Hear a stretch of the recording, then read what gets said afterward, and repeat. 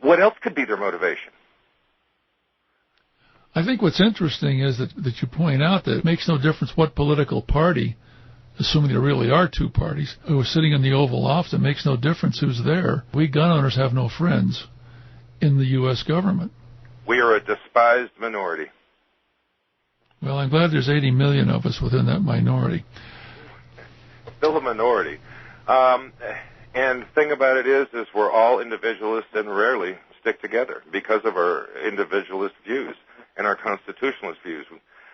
But, stranger things have happened. All I can do is encourage you, anyone who's listening, to contact your senator and your congressional reps and tell them, look, where do you stand on this? And understand that their vote rights on it.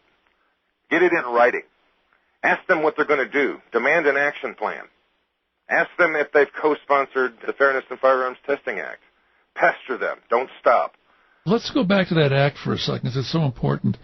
Can you recall what it specifically said the ATF had to do when testing a firearm that Jim Sensenbrenner decided to kill off? Yeah. The Fairness in Firearms Testing Act demanded that all examinations and testing, including live fire, is all video documented and is to be provided to the defendant. Any editing or loss of the video means the firearm cannot be used as evidence against the person or used against them administratively, i.e., if you were designing something, they didn't want to approve it, and they just, lost the video. Guess what? It's invalidated. Do it over. If it's not on video, it didn't happen. And it basically brings secret testing out into the light. And look at it this way. If every cop car in America has a dash cam, why in the heck is a federal law enforcement entity who's charged with enforcing federal firearms laws, the federal gun police, if you will, not videotaping their examinations and tests? And why aren't they making them public to either the defendant in the case, or why are they not making it completely public to somebody in the industry? Because the same entity, Firearms Technology Branch, is who determines whether or not a product is lawful and classifies it as to what it is the same entity who tampers with evidence methodically in federal cases and then presents it as scientific evidence. They're accredited by no one than themselves. Why is it that their own director of laboratories is not over Firearms Technology Branch? Could it be that they're not a laboratory and could never withstand scientific scrutiny? And why isn't Congress asking these questions? John Conyers is a great man, and I know him from when I lived in Michigan, and he was a true civil rights advocate. Why is he not jumping up and down and screaming at the ATF to knock this off?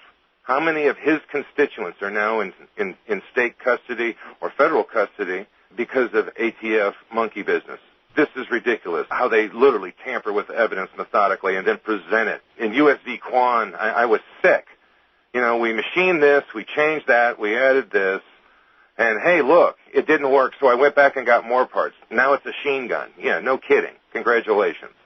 As we come to the end of this interview, why don't we reiterate what you think needs to be done, actually what you know that needs to be done, and what do you suggest we do to motivate the American people to follow through and do what's in their own best interests? I don't know, but they need to aware that there's three responsible entities for this happening. One, foremost, is the current administration and Department of Justice as it's currently being administered. Two, Congress. Excepting a very few, Congress has even documented ATF nonsense and unplugged hearings. Three, we the people. We are tolerating it. Start making noise, start banging pots and pans together, turning on the lights, whatever it takes to get your representatives, your elected representatives and leaders to demand action. Don't request it, demand it. Who do you think is responsible for the criminal activity of the ATF? I mean, where do they get their marching orders? That would be directly from the Attorney General. So the Attorney General of the United States is saying, and essentially, death to the Second Amendment. Well, this goes back to Alberto Gonzales. He rearranged the ATF management tree as soon as he got into office and made everything lateral, and everything goes up to the acting director, then to him. He wanted his finger, and he was micromanaging everything. It's never been reorganized. Speaking of the director, what's the latest about Michael Sullivan? I don't know. Mr. Sullivan still refuses to communicate with me, and it's been years now since I've asked him to intervene or to meet with me on this so that we could seek an administrative resolution. And I let him know that I was seeking redress to grievance. So I don't know. He doesn't communicate with me, even though I am a licensee and he's mandated by law to communicate with me. Maybe he's spending more than just half his time as a full-time U.S. attorney and trying to do two jobs and ending up doing both of them with 50% of his effort, and it shows. Okay, well, Glenn, I want to thank you very much for being with us today. I hope that every gun owner who owns a semi-auto weapon is fully aware that at the drop of a pin, the ATF could declare your gun to be a illegal, unlicensed machine gun and send you off to prison.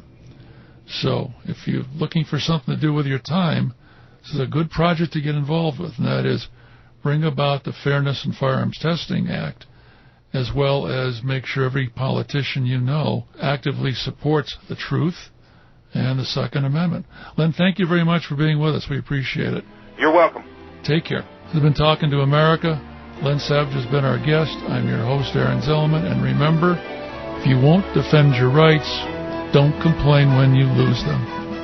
Opinions expressed on this program do not necessarily reflect those of jpfo.org or its members. Talkin' to America is a production of jpfo.org.